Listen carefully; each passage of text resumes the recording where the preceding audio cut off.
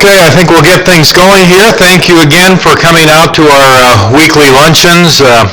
Kind of a coldest day we've had in a while. And I want to welcome our viewers on the internet who email us and tell us they watch every week, and we appreciate that.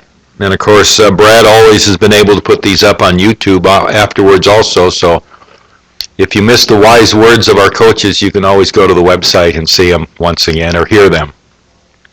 I want to thank Malone Engineering. They will be sponsoring this doubleheader coming up on Friday. It starts at 5:30. Rocky Mountain is the opponent.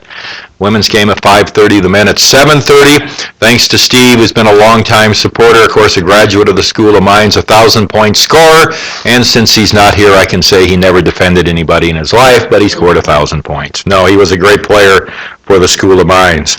Before I bring Ryan up and get the program going today, a couple of reminders. One is the games this weekend, of course, I should say the game the Lady Hardrockers play on Saturday at the Civic Center against the University of South Dakota Coyotes is a Coyote home game. It's their games at the Civic Center, so that means any Hardrock Club tickets or season tickets that may allow you to get into our games are not going to get you into that game. So the game will start at 5 o'clock, and that should be an easy win because Ryan has everything, all the knowledge about the USD team, and will probably hold them to less than 30 points. So maybe not. Okay. So we have a lot to talk about, so let's bring up Ryan Larseon, the women's basketball coach here at the School of Mines.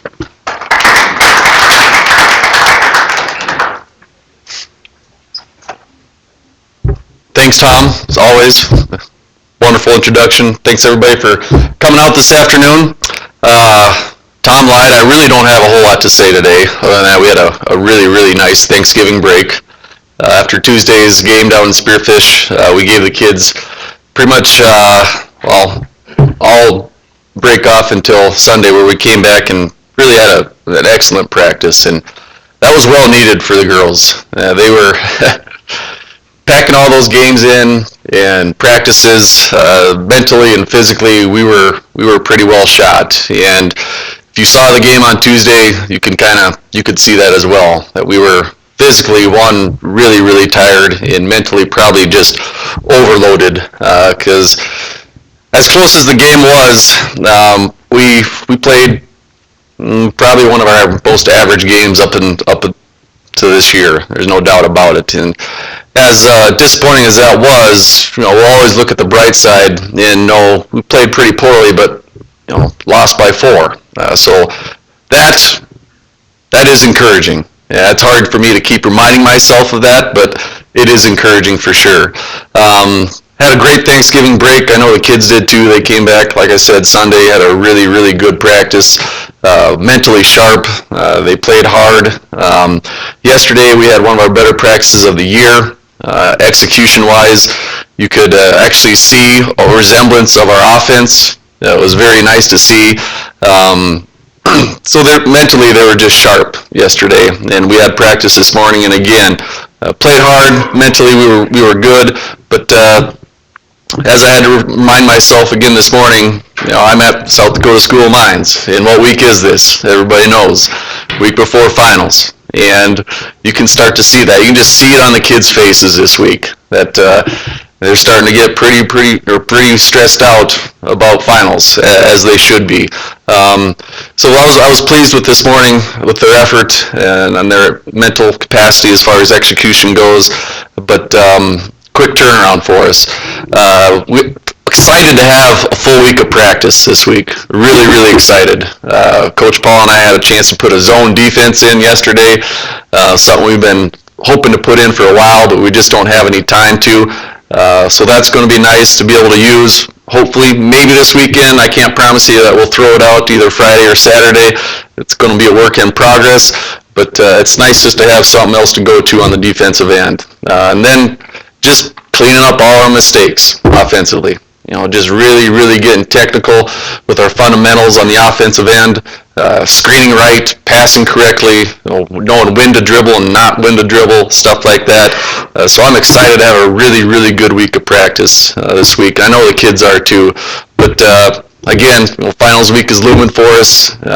We'll keep that in mind, but I'm encouraged by Friday's game. Coach Paul's scout, I haven't really looked at it at Rocky Mountain yet, and one thing I will say, if you have any USD questions, you have to abide by my rule that you have to ask a Rocky Mountain question first, because Rocky, we're concerned about them first and foremost, and then we'll worry about USD on Saturday. But we'll take care of that one on Friday first. Rocky's going to be a good opponent. What I do know is they shoot a bunch of threes. Every game stat that I've looked at, every box score that I've seen, they've just about half of their shots are threes. So that's going to be entertaining. That's going to be tough for us to guard, because at some points, a lot of times this year, we have struggled guarding the arc. So that's going to be a big focus for us defensively this week. But excited to be at home Friday night, and even though the game Saturday isn't a home game, it's great to be in town, not on a bus, that's for sure, be able to drive ourselves to the game, so that's very convenient as well. Sorry, Tom, I don't have a whole lot to say, but any questions for anybody? Tom, nothing today? Oh, you're letting me down. Okay.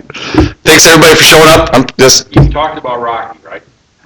What type of team do you have? Are they veterans? They're good. Their record may not show it right now, but they're good. Summit League Tournament MVP coming back. She's a junior. She's averaging about 18 points a game. And I was talking with Coach Glenn this morning about, they beat Wyoming last weekend at home, and Wyoming's a really, really good team. They beat them by 4, and they finally found a couple other weapons that really contributed. But next to Nicole Seacamp, they had a kid really step up and have a career high 24 points, and she's very, very capable of doing that every game. So they have a number of kids that can really put the ball through the basket. It's going to be a creative scout. Yeah, I do know him very, very well. Obviously, it's going to be convenient for me just to pull out last year's playbook and slap it down in our scouting report. I will be doing that for sure. But we're going to have to junk it up somehow defensively, just to be able to match up with them, because they're Division I, and they're really, really strong, and their guards are about as big as our post players. So we're going to have to play real physical, our most physical game of the year, that's for sure. Our biggest focus in that game will be rebounding, because they stress rebounding first and foremost out of everything. And again, that's kind of one of our Achilles heels a little bit. And with the size difference, the strength difference, we are just going to have to be absolutely play the most physical game we have up until this point. Good question. Thanks for bailing me out, Tom. Yep. So when you say junk it up, defensively, explain that. Well, without tipping my hat too much, because I'm sure somebody in Vermilion is watching this right now. I do know they watch this, and they make fun of me every time. But we'll double the post for sure. Their post players they're big. They're Division I post players. We will double the post, and we'll scramble out of it. Base defense-wise, we'll continue to switch our ball screens and stuff like that. But we're going to have to find different spots within their motion, within their base offense, where we're going to have to switch a lot of screens just to confuse them a little bit, try to take them out of some looks that they really want to get. So that's what I'm talking about, junking it up a bit, to just make life a lot more difficult for them on the offensive end, where they're thinking, okay, they're switching that, where's my shot at next? So that will be the plan. Where's the game at again? Which one? The one on Saturday? The Ice Arena, Rapid City. 10 minutes away. Happy to be not on the bus. Thanks, everybody, for showing up. Thanks for your support.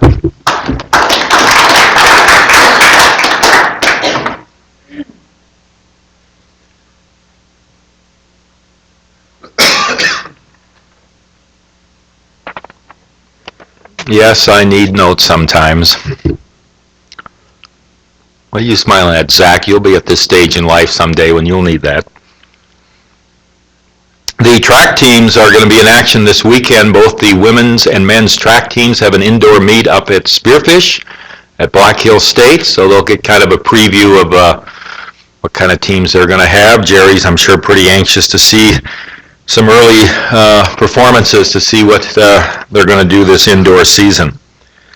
I'm sure this gentleman is happy just to get a few practices in too and maybe get a little rest. They played a lot of games over the last 10 days, 2 weeks, and I know Jason is looking forward to getting back on the floor Friday night. Jason?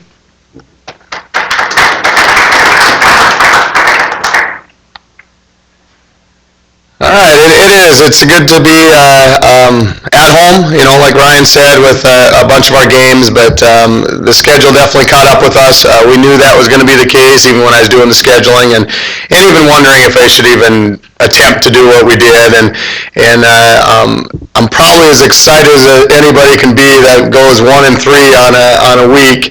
And understanding where we're at in the process, understanding the teams that came in that we competed against, understanding the situation we were with playing 11 games now, and most teams have played 4 and 5 games, and just the whole process of it all. And going back this past weekend or yesterday even, and Friday or Sunday night, getting a chance to go through and watch all the tapes again is I was even more excited, and it sounds kind of crazy, but for where we're at and where a lot of teams are that are making the transition, and not having a conference and those kind of things is I think we're way ahead of the game, to be honest. So I know a bunch of people are going, geez, it's rough weekend, rough this, rough that, and I'm like, holy cows, I thought we did a lot of great things, and I'm pretty dang excited. So it kind of gives you a different perspective of what I'm looking at and what we're trying to do. But then again, it is now, and we want to make sure that we are competitive. And the thing that's nice with the guys that we had coming back this last year is the fact that I thought we could be competitive, but I really had no idea. The teams that we played last weekend that were ranked in the country, and going to be ranked, 8 of our 11 games we played, all the teams have been undefeated. I think 5 or 6 of them are still undefeated and playing 5 and 6 games. So they're beating up on everybody, and to have that opportunity to see some of those players and see some of those teams and just see where in the heck we are. Last year when we played those teams, we got beat by 30 and 40 points. So I didn't know if our guys were going to be the ones that we need in our program to be competitive, and not just at the D2 level, but at the high D2 level. And that's what we got to experience this weekend with 3 high D2 teams, and we're right there. And to be honest, we felt like we could have won a couple. That's kind of why it feels tough, coming in and going 0-3 in a weekend. The reason it's tough is because you had a chance to win. If you get your butt kicked, you're just like, oh gosh, let's go out and recruit, and let's go do this, and let's change a bunch of things, and shoot, we're right there. And that's the part that makes me very, very excited, whether it's our seniors, whether it's our guys in our program. You talk about new guys in the program. Biggest part is our point guard spot. We got a lot of different guys that are back in a lot of different areas, but one spot we were worried about is the point guard spot, and those guys keep getting better. They keep getting better. A couple other guys new to the program, the Jordan Dix and Trevor Zockers. Usually you need until the second semester when you get to that 11th, 12th game. They had Christmas break, time to get away for a little bit, kind of like what Ryan was saying, and come back, and then all of a sudden they're just a totally different player. Well, they don't have that opportunity because it's 11 games in already, and we got to see that the 9th, 10th, 11th game, even, of course, in BH, which we'll talk about in a second with Jordan Dix. So I'm very excited about those guys and what they're doing. I think the mental side of it, more than anything, physically, I thought we were ready to go, and we did a lot of great things. Maybe we ran out of gas a little bit more than I even thought, or whatever the case is, but I thought we were pretty good and solid there. It's just the mental side of it that probably did. I don't try to not make up excuses and all those kind of things, but it probably did get to us, especially that second half in both the games, the last 2 games, but especially the last one where we're missing free throws and turning the ball over and things that we haven't done for 7 or 8 games. So it probably did catch up with us a little bit. But overall, we're excited about what's going on right now. We're excited about the guys in our program, and it stinks the wins and losses right now, but if you're going to go 1-3 on a week, which how many times do you play 4 games in a week, but if you're going to well, you better win the right one. So I guess we did that, so it's, you go up to BH, and it was a struggle there too. We came off of games Tuesday, Friday, Saturday, then take a day off, practice, get ready for them, and go play another game, just how it's been the whole year basically. And kind of struggled. I mean, they have Wyoming down by 5-6 points last night again at Wyoming, and had a chance to win the game towards the end and beat a good Augie team. So they're a very good team, especially on their home court. And they did some things to us, and we didn't play overly well. But players stepped up, and players got to make the plays. And that's one of the things that didn't happen this weekend that definitely happened over in Black Hills. And we're struggling from the three-point line. And Philip has a couple, Trevor Zocker has a couple, Lucas had one or two in that second half, and then Jordan Dick has like 3 in 3 minutes or something, and hitting shots, shot clock running out, guys in his face and fading away and hitting it. So if you can do that, I mean, we got the guys to do it, and we are very excited about that, and very excited about getting the win up there for, I don't know, a few in a row up there. I don't know, we might have to move some of our home games up there, I guess. I don't know, play Colorado Mines or Adams State or something up there next year. Then going into Friday night, we played a very good Fort Smith team. Did some very good things in the first half. Then the second half, we basically just didn't get back. They did a great job in transition, knocking down shots, and we just ended up losing by 10, 12 points, whatever it was. But we're right there. Next night, Adams State, like I said, we played them at the end of the year last year, and it was a men amongst boys. I mean, I was just going, holy gosh, we got so far to go here. And just because Lance and, Caleb and Mike, weren't playing in that game, that was a big hurdle and a big hill to climb for how we played in that game and whatnot. And like I said, for how we came out and ready to go and lost by 3 in that one, they're playing with UNLV at UNLV and all these big time D1s and we're right there with them too. So we're okay with that, and could have made a couple plays, had some mental errors down the stretch, and they made some plays. And then like I said, with the Augie game, came out ready to go. Every time we play Augie, they just beat up on us, so just physically manhandle us. They've been averaging about 14, 15 offensive rebounds a game, and they had 3 at half, and one of them was at a shot clock buzzer when we rotated over, and they hit a shot at the buzzer on an offensive rebound. So basically 2 or 3 offensive rebounds in that first half, and we were ready to go. I was so proud of our guys and how they competed and did everything we needed them to do. Then the second half, like I said, whether it just kind of got caught up with us, we didn't come out with that energy, and then Augie, of course, started making shots. They go 6 for 26 against BH the night before. Kids shooting 18% from the three-point line and has 4 or 5 threes against us. Just the way it goes sometimes. So, but overall, we're excited to get going. We had to take off a day yesterday. Now we're doing some individuals today, watch some film this afternoon, and then practice Wednesday with finals and our schedules. We only get about a 45-minute practice again on Thursday, and then we play Friday. So as much as we think we actually have a week to go, we don't get a lot of practice time, but it's kind of nice just mentally to just kind of, relax for at least 2 days, especially coaching-wise too. And I know the guys, like Ryan said, with all the different finals and that kind of thing coming up. We got 3 job interviews going on this week. We got the finals, all those kind of things too. So it's a lot thrown at them. And I'm glad with the junk we just went through and the scheduling with being independent, the best part was I didn't have to play over finals because I know how bad we can be over finals too. So this next week, the week before is always a tough one. Next week, we always play that weekend. And we really, really struggle with our heads just aren't in it. And not having to play next weekend, I think, is going to be a big relief for our guys. And looking forward to that couple weeks of practice.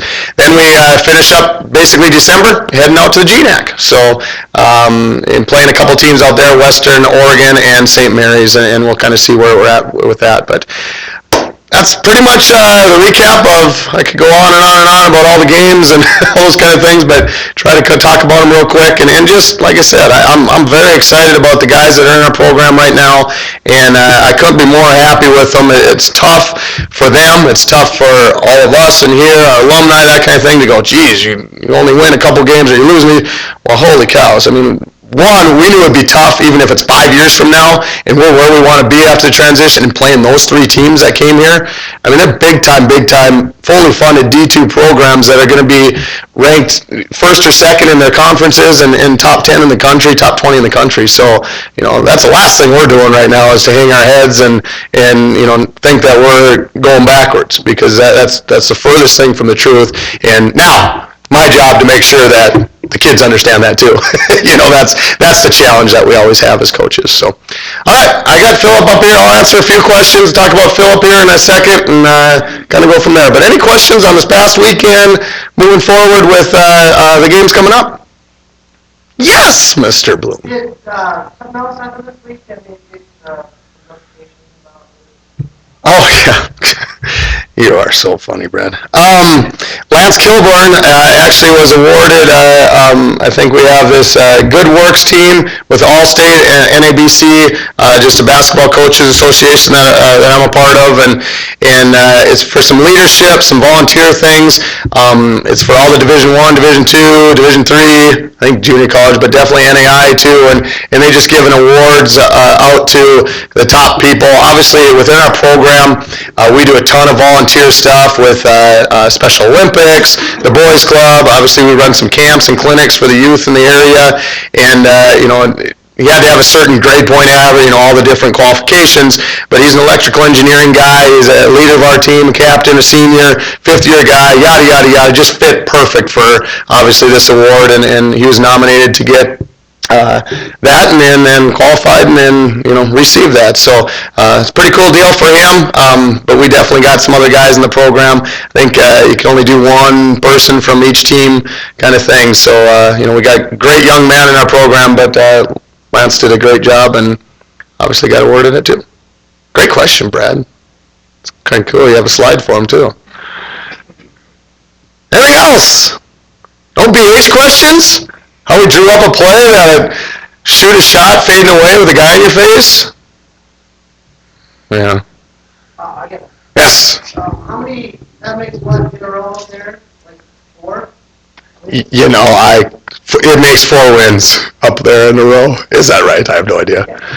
Okay.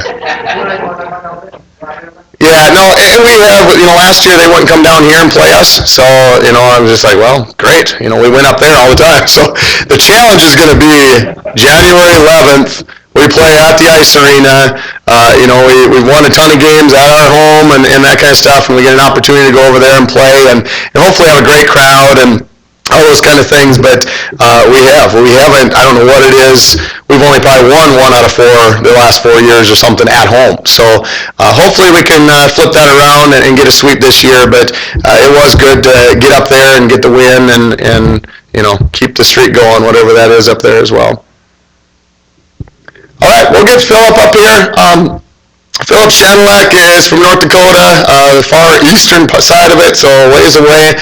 Been in our program now for 3 years. He redshirted his first year. Had a great freshman year last year. In fact, led us in scoring a few times, and was a big reason why we won 17 games last year. He just flat out took over games, especially on the defensive end, which is a story I always tell with Philip is that's the last thing I would ever been thinking. He's a Mr. Basketball out of the state of North Dakota, scored 3,000 points, led the state in scoring for a couple years, yada, yada, yada, scoring. Well, he came here and he was terrible on defense. Absolutely terrible. Weren't you, Philip? Okay. and part of it's not his fault. He was on a team that they needed him to be in the game, so, he was me and Tom away from guarding the guy because he couldn't get in foul trouble, basically. So, but he has that explosiveness and still had a ton of steals. In fact, I think he led the state in steals that year. So he did some stuff on the defensive end, but he got here and just didn't really get it. And came back at semester time, and he's one of our best defenders. And obviously, we talked a lot about that to him, is if you're ever going to be a college player, there's 2 sides of the floor. It's not just about scoring. And he really took that to heart, and you can still see that last year, and then of course this year, is he really understands the anticipation and those kind of things on the defensive end and keeping them in front and all the kind of stuff that we teach. But the best part is still is he can score, and that's one of the things we got to count on him with the new rules and things. He's able to put the ball on the ground and get to the basket and make his free throws. But like I said, against BH and throughout the year, he's hit some big threes already as well. One of the things that a lot of people don't know about, you're gonna have to yell at your questions. He's actually deaf.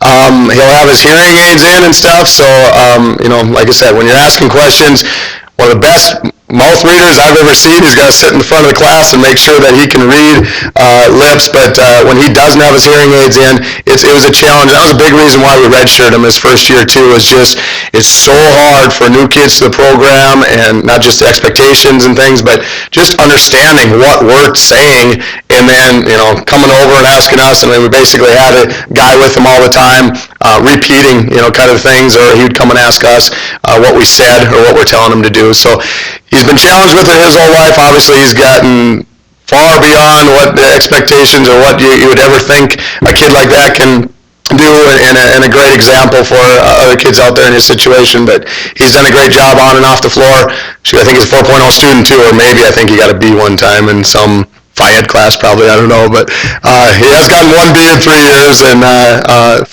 kid, awesome on the basketball floor, but more importantly, one of the greatest young men who have been in our program too. So we'll let him speak here, and just seriously yell when you're asking questions. Then we can hear it online as well. All right, Philip Schanilec.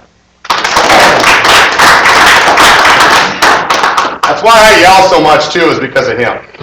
So that's what his mom knows anyway.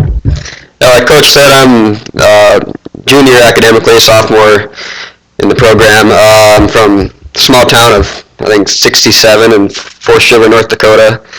Half hour from Canada, 20 minutes from Minnesota. I'm way up in the corner.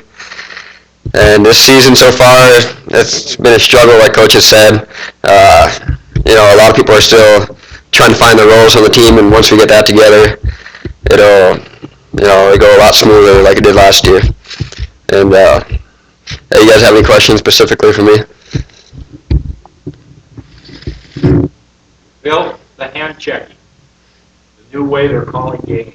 Mm-hmm. How have you adjusted to that? Well, I follow one game, but me personally, I think I play pretty good defense. I don't know if Coach can verify that or not, but I've normally get a foul or two a game, and I think it's to my advantage because even this last week, and I've driven a couple of times, he got fouled, and I didn't even think he fouled me, so I got to shoot some free throws, and it's just something we're all going to have to get used to and see how it goes from there. How many friends and relatives did you have down here last weekend? I think half the state of North Dakota was here. I had my entire family. My girlfriend stayed here. Her family came up here, and my sister's fiance. They all came, so we had about 12 or 13 people here. I got a pretty big family, 5 siblings, 5 counting me.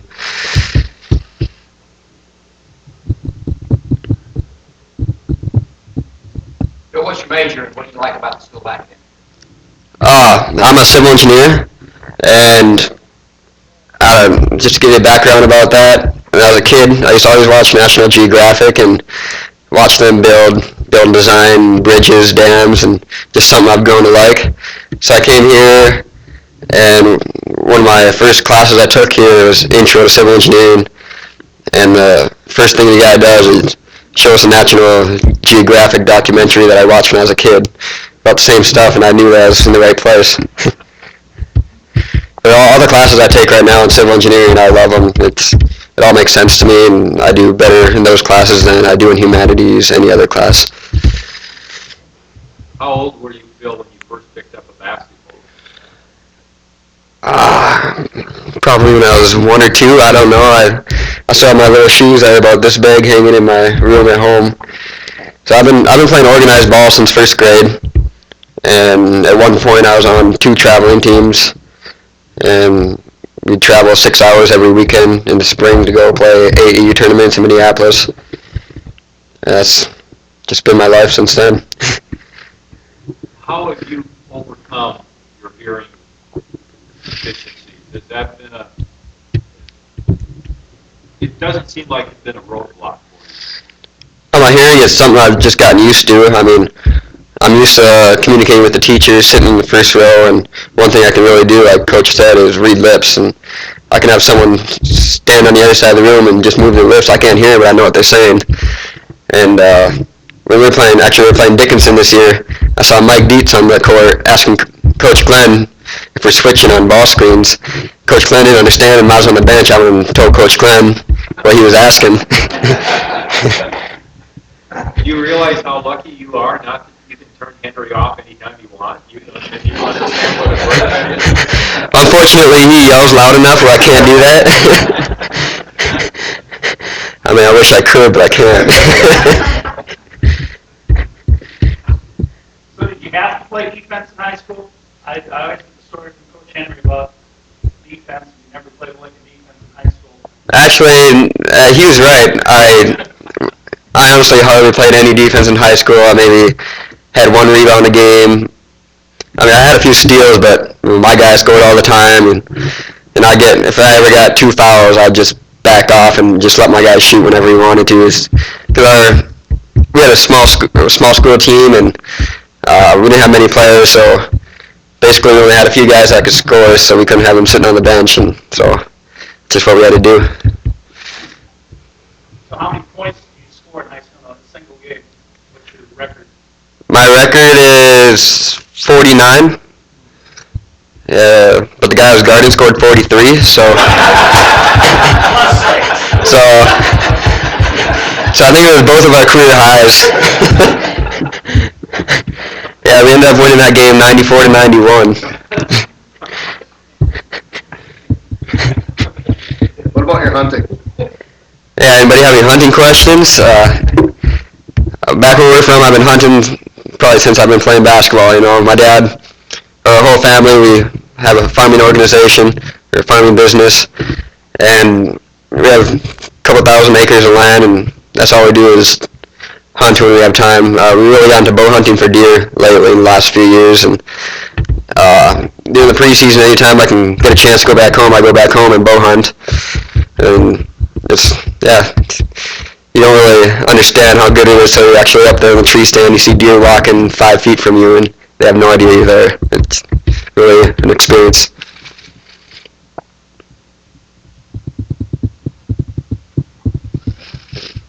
That's it? All right. I do have one quick Philip story with his dad. His dad goes all over the world basically and on these hunts, and I don't know what it's called. What's that called, Phil, when he's got an animal from every continent? Trying to get Grand Slam in the North American 28. Grand Slam in the North American 28, and he's what, a couple away? Yeah, he needs one more sheet for the Grand Slam. And, So yeah, just incredible story that way, but I just remember his dad calling and asking me or talking to me one day about getting his license for a gun license or pistol license, or I can't remember what it was, and they were going to go bow hunting or something for bear. And I'm like, okay, can you wait until he's done playing basketball for us before he goes bow hunting for a bear? So I don't know if they ended up ever doing it and what they did, but I didn't think going snow skiing or doing something in the middle of winter is probably better than going bow hunting for a bear. So I never know where they're going to end up and what they're going to do, but it's pretty cool to see some of the pictures and pretty fun to see all the hunters that we do even have on our team. So anything else for me? Yep, Jed? I'm wondering if we're ever going to see a North Dakota lineup on that court over this year. I'd like to see that. North Dakota lineup. Probably could, couldn't we? I suppose we got 4 or 5 guys from North Dakota. That's where I'm from. Obviously, I know a ton of the coaches up there. Even when we're out recruiting, you know, it's kind of the same thing. You're familiar with the same cold air that's up there and all the fun stuff in North Dakota, but can kind of tell the same stories, know a lot of people. North Dakota is very, very small, and I've been pretty fortunate, obviously, with Philip and Caleb and even the Schmitzes and a bunch of people that came before them. Been pretty fortunate up in North Dakota, and hopefully that continues. Obviously got 2 really good ones again last year from there with Aaron Collins and Trevor Zocker, and we'll see what happens again this year. But been pretty fortunate to get guys like Philip from North Dakota up here, and guys like Judd that we have to deal with too. They're supposed from North Dakota too, but what do we do? All right, thank you.